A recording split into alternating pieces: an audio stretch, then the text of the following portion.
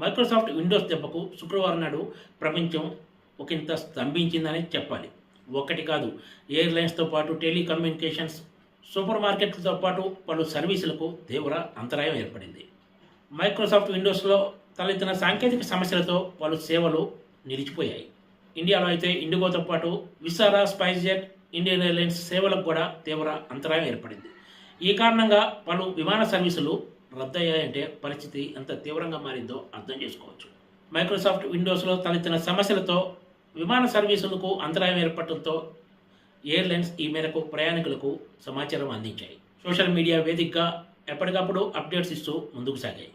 Microsoft విండోస్లో ఆకస్మికంగా తలెత్తిన సమస్య వలన టికెట్ బుకింగ్స్తో పాటు చెక్ ఇన్, ఫ్లైట్ అప్డేట్ సర్వీసుల్లో కూడా ఇబ్బందులు ఎదురయ్యాయి.